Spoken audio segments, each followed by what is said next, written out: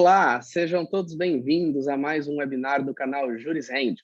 Hoje está comigo aqui o Dr. Fernando Escudeiro. Ele é advogado especialista em Direito Ambiental, Tributário, mestrando em Direito Urbanístico pela PUC, tem vasta atuação nessa seara, atua há mais de uma década com Direito Urbanístico, e hoje nós vamos falar sobre o conceito dessa área, as principais áreas de atuação para o profissional do direito. Enfim, vamos conversar sobre tombamento, acessibilidade, planejamento urbano, enfim, tudo o que essa área muito rica tem a nos oferecer. Primeiramente, eu gostaria de dar as boas-vindas ao Dr. Fernando. Muito obrigado por estar aqui conosco nesta gravação hoje. Seja muito bem-vindo, doutor. Obrigado, Matheus. É sempre um prazer participar dessa discussão e espero poder contribuir com todas essas informações e trazer bastante informação aí para a área, para quem tiver interesse no direito urbanístico. Perfeito, muito obrigado. Bom, doutor, comumente a gente observa muito que nas faculdades de direito sempre tem uma perspectiva um pouco voltada ao âmbito da propriedade privada, e o foco mesmo acaba ficando em cima dessas questões proprietárias, em cima do direito civil. E a gente observa que, às vezes, a propriedade urbana, o planejamento urbano, ele acaba sendo tratado de uma forma excepcional à propriedade privada. Então, para a gente começar o debate de hoje, até por uma questão de contexto, eu queria que o senhor nos explicasse o que é o ramo do direito urbanístico, né? O que trata este assunto que é tão rico. Perfeito. O direito urbanístico, ele é uma mescla de várias áreas do direito, ele mexe bastante com essa parte do direito civil, da propriedade privada, uma parte do direito administrativo, um pouco de direito tributário, e ele se junta em tudo isso, e, obviamente, parte do direito constitucional, né, porque, afinal, o direito urbanístico vem da Constituição, e tudo isso se mescla numa situação, numa relação onde o poder público e a esfera privada precisam trabalhar em conjunto. Porque o que nós vamos fazer é desenvolver a cidade. Como vai funcionar esse desenvolvimento? Ele vai se desenvolver com legislações específicas que vão tratar daquilo que o particular pode desenvolver em seu imóvel e aquilo que o município gostaria que fosse desenvolvido. E isso acontece por meio da definição dos zoneamentos, dos parâmetros urbanísticos, o que eu posso, o que eu não posso, qual zona eu vou incentivar, como, por exemplo, uma coisa simples aqui em São Paulo, a nossa última legislação, Plano Diretor 2014, a Lei de Zoneamento 2016, eles prevêem criar uma zona nova, que é a Zona de Eixo de Estruturação Urbana, que é um conceito internacional já de desenvolvimento orientado pelo transporte, que visa trazer todo o desenvolvimento imobiliário, o desenvolvimento de novas edificações ao longo dos eixos de transporte público de massa. Justamente para concentrar, evitar que o carro seja utilizado, mudar o modal, alterar o modal de transporte com bicicleta, pedestre, transporte público. Então, e para que o município consiga desenvolver a cidade, ele depende do particular, porque, afinal, a propriedade privada é quem vai gerar habitação, emprego, comércio, as atividades diversas que serão incentivadas pela legislação. Então, só um pouquinho do que a gente mexe bastante com direito urbanístico, a gente cuida muito do licenciamento, da definição das estratégias urbanísticas, estratégias de obra, de execução de obra. Então, a gente trabalha muito com os arquitetos, com os engenheiros, com os investidores, para definir o que pode ser feito nesse imóvel. Posso construir uma torre comercial? Posso construir um supermercado? Posso construir um shopping? Posso construir um empreendimento residencial? Posso construir um residencial horizontal, um condomínio de casas, ou uma indústria? Que tipo de indústria eu posso, não posso? Quais são as licenças que me serão exigidas para tanto? Então, às vezes parece até um pouco simples, eu vou até a prefeitura, peço um alvará de obra. Não é tão simples assim. Aqui em São Paulo, a gente pode ser um polo gerador de tráfego, que você vai ter impactos viários, você vai ter que fazer uma série de obras no viário urbano para mitigar o impacto no trânsito. Você pode ter que fazer um termo de compensação ambiental em razão das árvores que eventualmente você vai ter que remanejar dentro do seu lote, ou às vezes remover. Então, tem uma compensação grande arbórea, tem toda uma questão ambiental, dependendo do tamanho do seu empreendimento, vai ter um estudo de impacto ambiental, um estudo de impacto de vizinhança, e tudo isso permeia a nossa área para ver o que esse empreendimento precisa, o que não precisa, como que ele vai ser desenvolvido, como não vai ser, até porque a gente fala sempre de limitações administrativas, né? Os parâmetros urbanísticos vão te trazer limitações. Então, aqui pode construir só 4 vezes o tamanho do terreno, no outro pode 6, nesse outro aqui só pode 2, a taxa de ocupação que a gente vai utilizar nos diversos empreendimentos é limitada, qual que é a área permeável que tem que deixar. Aqui em São Paulo agora tem um índice novo que chama cota ambiental, que é super legal, é super complexo, mas muito bacana, porque ela avalia a qualidade ambiental do seu imóvel. E com isso, dependendo da qualidade ambiental, você até recebe alguns benefícios adicionais. Então, você viu em 3 minutinhos aqui o tanto de parâmetro urbanístico que a gente colocou, a complexidade do assunto, e depois que a gente faz todo esse estudo, a gente fala com os arquitetos, ajuda eles a desenvolver o projeto e ajuda a emitir os alvarás e licenças na prefeitura. Então, o direito urbanístico ele está bastante interligado a esse contato com as outras áreas. É quase que uma área multidisciplinar, porque se a gente não trabalhar com arquiteto e com engenheiro, e se os arquitetos e engenheiros não trabalharem conosco, advogados, os empreendimentos não saem. Então, só bem rapidinho para finalizar, quando a gente visita as outras cidades, por exemplo, vamos falar cidades internacionais, Paris, por que Paris é toda baixinha? Porque a legislação assim determinou, Paris você pode construir 6 vezes o potencial do terreno, a taxa de ocupação pode ser 100%, então você vê tudo baixinho, mas ultra adensado. Aí você já vai para Nova York, você vê tudo gigante, tudo prédios altos, porque a legislação permite isso. Aqui em São Paulo, a gente tentou pegar um pedacinho de Paris, um pedacinho de Nova York, não permitiu prédio alto, não permitiu ocupação 100%, então a densidade acabou não ficando tanto aquilo que a gente queria. Então a cidade está um pouquinho mais espalhada do que às vezes a gente gostaria.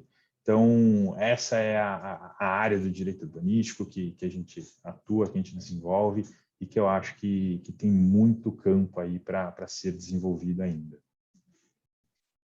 Perfeito, realmente é muito rico e dá para perceber até pela fala do senhor que é uma área bem multissetorial, né? Então, realmente, o profissional precisa ter esses tasks de fazer essa atuação em conjunto com outros profissionais, né? Arquitetos, urbanistas, engenheiros, gestores públicos e até mesmo a própria população, né? Então, como que funciona a atuação do profissional, o operador de direito que quiser engajar nessa área, enfim, como que ele atua, quais são as principais áreas de atuação, quais são os principais temas que esse profissional vai lidar especificamente, é mais litigioso, é mais consultivo, nenhum dos dois, enfim, como que funciona a atuação desse profissional do direito, doutor? A atuação, ela também tem muitas frentes. A gente tem toda a parte consultiva, que é justamente o que você pode construir aqui, como que você constrói isso aqui. Então, tem toda essa análise que é direcionada ao empreendedor, ao arquiteto, ao engenheiro. Daí, quando a gente discute com a prefeitura, a gente tem a questão da interpretação das normas administrativas, sempre de forma restritiva. Então, você lê a lei, traz uma interpretação, mas a prefeitura normalmente tenta aplicar essa legislação de uma forma contrária aos empreendimentos, porque o direito administrativo impõe uma interpretação restritiva da norma, e é assim que eles entendem. Então, na hora que você vai conversar com a prefeitura, tudo aquilo que você imaginou que a lei falava, não é bem assim. E a opinião da prefeitura é que vale, porque afinal eles vão emitir o alvará de obra. Então, quando a gente tem um conflito muito grande entre o que está escrito na lei e o que vem, por exemplo, num regulamento, e quando a gente fala com a prefeitura, primeiro é o regulamento, Constituição e depois a lei. Então, é um conflito muito grande para nós, advogados, a gente falar com o arquiteto técnico da prefeitura que o regulamento não pode sobrepor a lei. E daí, como ele segue muito a regulamentação e os decretos, gera o campo litigioso, onde a gente entra com a ação falando, juiz, o decreto excede as suas funções e está inovando em matéria legislativa, o que não pode. Então, isso traz bastante matéria para questões judiciais. Então, nos últimos 4, 5 anos, o volume de demandas judiciais que surgiram são muito grandes. Por exemplo, um tema bastante interessante da outorga onerosa. como que funciona a outorga onerosa? Depois que você pagou a outorga onerosa, você pode mexer no seu imóvel de novo ou você tem que pagar de novo? Primeiro, o que é a outorga onerosa, né? Outorga onerosa é que a gente conhecia como solo criado, ou seja, é a legislação autorizando o aumento da produção imobiliária no mesmo terreno. Então, existe uma conceituação genérica de que o direito de propriedade te dá o direito de construir uma vez o tamanho do seu terreno. Então, se tem um terreno de 1.000 metros quadrados, pode construir 1.000 metros. Mas vem a legislação e fala, não, aqui eu vou deixar você construir 4.000 metros, mediante o pagamento de outorga onerosa, ou seja, você comprar da prefeitura o direito de construir mais no seu terreno. Então, tem muitos casos, por exemplo, o empreendedor comprou a outorga onerosa da prefeitura, mas mudou o mercado, não quer mais construir um empreendimento comercial, e sim um residencial. E aí, tem que comprar de novo? Ou ele pode aproveitar o que ele já pagou? Tem um edifício antigo que precisa ser retrofitado, por exemplo. E aí, ele pode se aproveitar da outorga onerosa que foi paga no passado, vai ter que pagar de novo? Então, são questões bastante litigiosas que a gente tem com a prefeitura. Apenas um exemplo de muitos que tem. Então, dá para atuar em todas as áreas. E uma terceira área que a gente atua bastante, né? Na verdade, o profissional do direito urbanístico atua, é na criação da legislação. O que significa isso? Plano diretor, lei de zoneamento, código de obras são leis muito importantes para o município, então demandam um debate intenso com a população. Por que definir 4 vezes o potencial construtivo numa determinada zona? A população que mora lá quer isso ou não? Ou isso vai gerar uma gentrificação que não é desejada pelo município? Então, tudo isso é debatido com a população. E nessas horas, nós, profissionais do direito, temos a oportunidade de participar dessas audiências públicas, defendendo, às vezes, interesses coletivos, às vezes, interesses pontuais, para tentar que a legislação tenha um conteúdo adequado para aquilo que a gente entende apropriado. Então, como que é feito isso?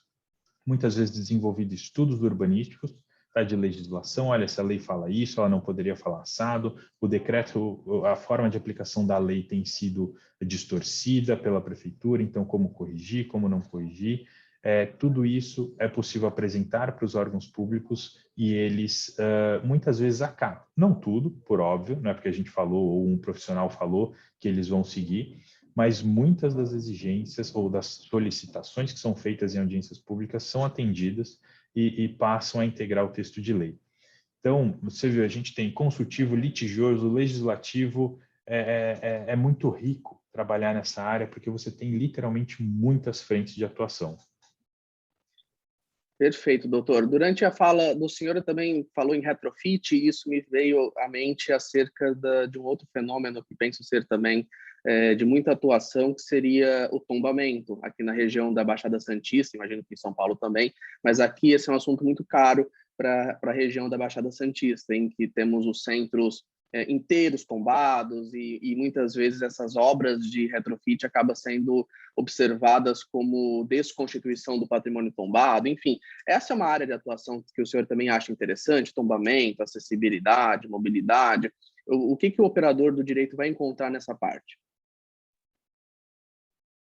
Essa é uma questão que traz ainda mais discricionariedade ainda para o poder público, o que gera mais incerteza para nós, operadores do direito. Por quê?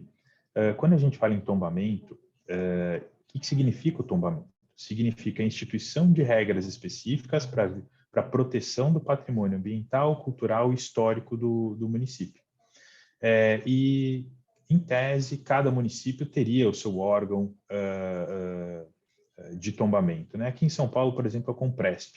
Nós temos aqui o Compresp a nível municipal, o Condefat a nível estadual e o IFAM a nível federal. Então, é muito comum, quando você vai atuar nessa área e você se depara com um imóvel que tem alguma resolução de tombamento que recaia sobre ele, ou ele está em área envoltória de tombamento, por exemplo. Então, quando acontece isso, você tem que analisar o plano diretor da cidade, a lei de zoneamento, o código de obras, a resolução de tombamento do Compresp, a resolução de tombamento do Condefat e daí você criar todo o arcabouço legal que vai ser aplicado para aquele imóvel. Então, é muito complexo essa análise. E daí, o que acontece? A gente tem alguns tipos de tombamento.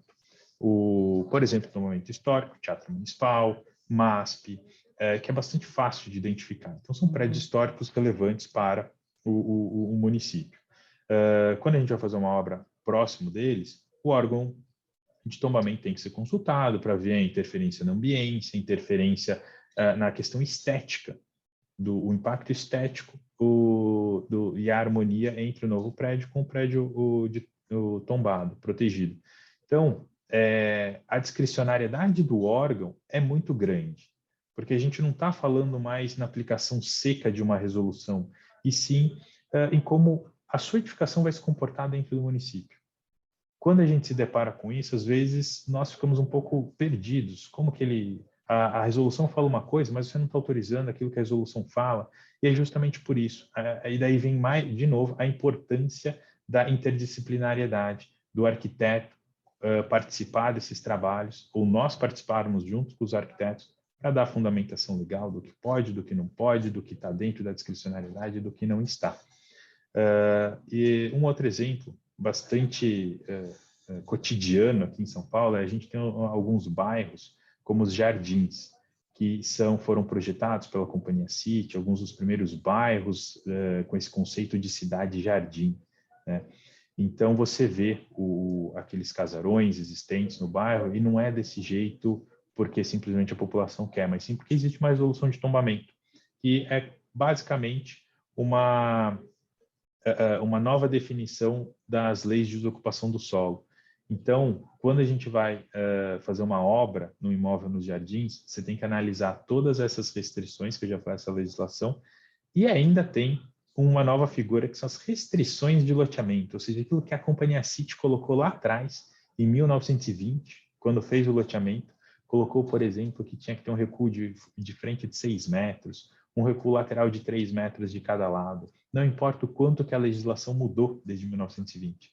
Você tem que aplicar as restrições de loteamento, porque assim consta no cartório de imóveis. Então, quando a gente fala de proteção ao patrimônio histórico, é muito mais rica ainda a discussão, porque a criatividade pode surgir de forma mais intensa, aquele conceito tão estrito que a gente tem da legalidade, ele muda um pouco, porque o que está sendo analisado não é simplesmente o bem em si, mas toda a harmonização do entorno.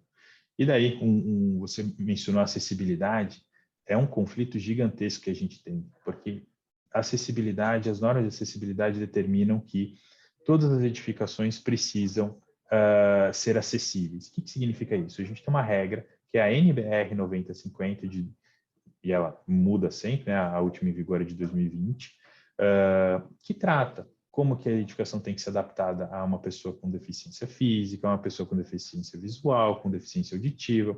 Então, tem todas essas regras. E aí, quando a gente fala de uma edificação particular, tem que atender integralmente essas regras, por óbvio. Só que a gente está falando de uma norma técnica que foi produzida pela BNT, que é um órgão do Poder Executivo. A gente não está falando de uma lei. Só que o que a norma técnica fala vale mais do que a lei, porque é ela que determina quais são os parâmetros. E daí a gente vê, por exemplo, vamos pegar o Teatro Municipal. Tem uma escadaria gigantesca lá na frente. Por que não tem elevador? Porque o órgão de tombamento não permite que se coloque um elevador, que vai estragar a questão estética histórica do teatro. Então, a acessibilidade é feita por uma entrada acessória, secundária. Então, quando a gente fala em inclusão da pessoa com deficiência física e patrimônio histórico, às vezes a gente tem um conflito. Porque como que a gente consegue atender integralmente a acessibilidade e, ao mesmo tempo, preservar o bem? Então, são alguns pontos apenas que a gente tem de conflito de interpretação que enriquecem bastante, que trazem muita relevância para a nossa atuação como advogado e que enriquecem o tema, né? Porque, afinal, é muito prazeroso quando você lida com questões que tudo que a gente faz, você está deixando a sua marca na cidade. Então, é bastante prazeroso esse pensamento, atuar nessa área em razão disso. Realmente tem uma gama muito grande de reflexões a serem feitas, né? Sobretudo essa última pontuada, esse choque entre acessibilidade, tombamento, enfim, realmente é uma área que penso que até carece um pouco de estudos e de profissionais nessa área, inclusive, me parece ser um campo muito vasto de atuação. Já engatando nessa pergunta derradeira, doutor, eu queria que nessa reflexão final do senhor, o senhor nos apontasse, por exemplo, qual que é o maior desafio para um profissional que pretende ou que atua já nessa área, que seria o direito urbanístico. O que o senhor vislumbra nesse sentido? Bom, a atuação no direito urbanístico, e quando a gente fala em matéria litigiosa, quase todas as discussões que a gente tem dependem muito da prova, da produção da prova, como que você demonstra para o judiciário aquilo que você alega. Porque é muito fácil, por exemplo, para um agente público emitir um ato qualquer ou se negar a emitir uma licença, um alvará de obra ou alguma autuação de irregularidade do imóvel ou exigir uma licença específica que às vezes estaria dispensada para aquele tipo de edificação.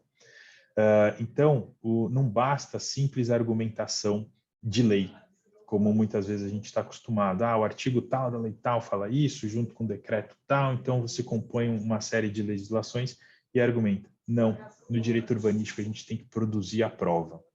E isso muitas vezes é onde a gente tem dificuldade.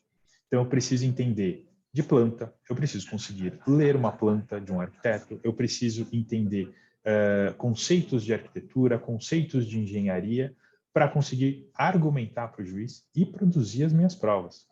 Porque, muitas vezes, você tem, por exemplo, um benefício construtivo. Vamos falar aqui de edícula, por exemplo.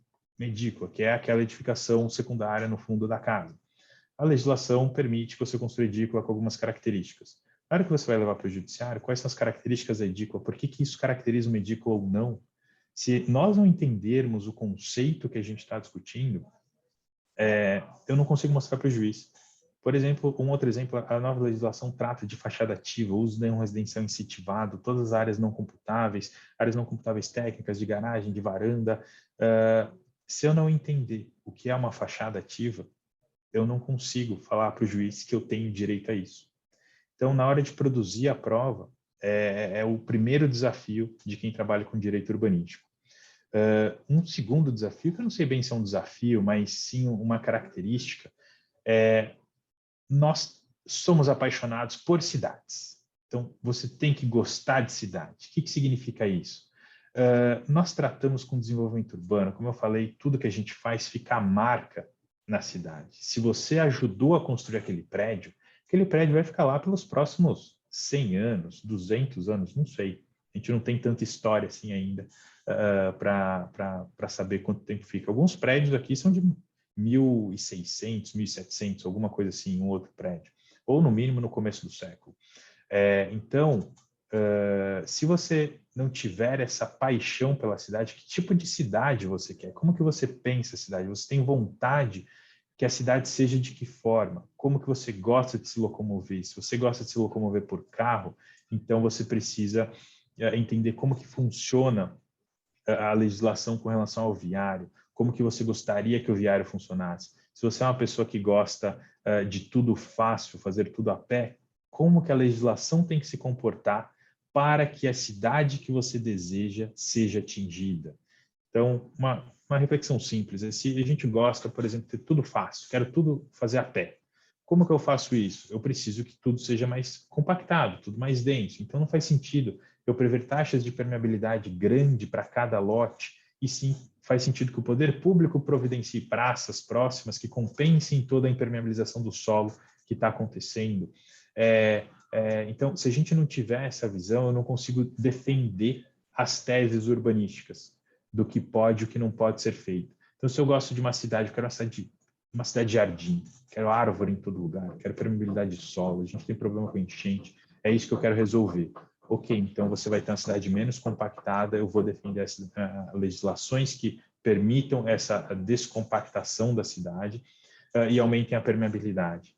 Então, se eu não souber o tipo de cidade que eu desejo para onde eu moro, é difícil eu atuar, porque na hora que chega, por exemplo, um empreendedor querendo fazer algo que diverge daquele tipo de cidade que você entende que é mais adequada, você não consegue mostrar para ele que a visão dele está ultrapassada ou inadequada, e isso a gente faz muito. Chega uma consulta, o que eu posso fazer aqui? Quero fazer isso, quero fazer o máximo, tudo o máximo. Tudo bem, você pode querer fazer o máximo, mas se você fizer o máximo desse jeito aqui que eu estou te mostrando, você vai fazer o máximo, vai ser um empreendimento super bom para a cidade, vai ser um empreendimento que vai ter essa interligação entre o público e o privado, vai atrair mais gente, é bom para o comércio, é bom para o imóvel em si, é bom para todo mundo, cria uma fruição pública entre duas ruas, economiza tempo de todo mundo. Então, faz parte do nosso trabalho isso. Então, quando a gente fala de planejamento urbano e os desafios que nós temos, parte deles são esses e mostrar para o empreendedor que os instrumentos urbanísticos existentes, eles são bons. Tá? O bom para a cidade é aquele empreendimento que não se isola dela, mas sim se integra a ela e atende às necessidades, muitas vezes, de uma região do entorno que está carente, seja de uma área verde, seja de uma fruição, seja de um comércio, seja de uma moradia. Então, tem bastante desafio, mas são desafios que é gostoso de passar por eles. E quando você mostra, quando você vê que aquilo que você implementou está sendo construído, é uma realização muito grande. Puxa, muito obrigado, doutor Fernando, pela reflexão. Realmente é uma área muito rica, muito grandiosa, multidisciplinar, então deu para clarear muito do que nós tínhamos de dúvida sobre este assunto. Então, muito obrigado pela sua participação. Recentemente, o Estatuto da Cidade completou 20 anos, então com certeza logo também teremos mais novidades sobre esse assunto. Sinta-se extremamente convidado a voltar aqui ao nosso canal para trazer justamente essas novidades e outras reflexões que são muito caras e muito interessantes à nossa população de modo geral, todos nós, né, pessoas que são da área do direito ou não, enfim, ou das áreas afetas ao tema ou não também, porque é um assunto que mexe com o interesse coletivo. Muito, muito obrigado, doutor Fernando, pela sua participação neste webinar de hoje. Agradeço imensamente o tempo do senhor e também todo o conteúdo passado a nós. O prazer é meu, eu que agradeço o convite, fico à disposição de vocês, qualquer tema que vocês quiserem discutir, estou sempre à disposição. O pessoal que assiste também, se tiver alguma dúvida sobre o tema, fiquem à vontade para me mandar e-mail, será sempre um prazer responder qualquer pergunta ou discutir o tema com todo mundo. Muito obrigado. Nós que agradecemos, doutor. Muito obrigado a toda a nossa audiência também. Muito obrigado pela atenção de todos. E este foi mais um webinar aqui do canal Jurisrend.